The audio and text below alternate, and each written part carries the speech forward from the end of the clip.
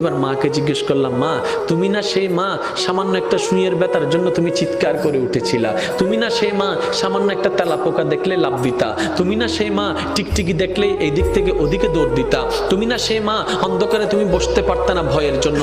আজকে তুমি নিজের জানের রিস্ক নিয়ে নিলা। তখন মা উত্তর দেয়, সন্তানের চেহারাটা এক নজর দেখার জন্য। এবার ডাক্তার যখন এমন পরিস্থিতিতে চলে গেল, মা হয়তো মা বাঁচবে না হয় সন্তান বাঁচবে, এমন একটা ক্রিটিক্যাল পরিস্থিতির মধ্যে যখন চলে গেল, ডাক্তার এবার আসলো অভিভাবকদের কাছে, আপনারা বন সাইন দেন, আমরা অপারেশন থিয়েটারে ঢুকাবো। এখন আপনারাই সিদ্ধান্ত নেন, কাকে বাঁচাবো? মাকে বাঁচাবো নাকি সন্তানকে বাঁচাবো? একে জিজ্ঞেস করে, এ বলে যে মাকে বাঁচাও, ও বলে যে মাকে বাঁচাও, ও বলে যে মাকে বাঁচাও, ও বলে যে মাকে বাঁচাও। কারণ সবার মাথার চিন্তা, মা যদি বেঁচে থাকে সন্তান আবার আসবে, মা যদি বেঁচে থাকে সন্তান আবার আসবে। সবার একটি কথা, মাকে বাঁচাও, মাকে বাঁচাও, মাকে বাঁচাও। এবার ডাক্তার কৌতূহল বশত মাকে একবার জিজ্ঞেস করলো,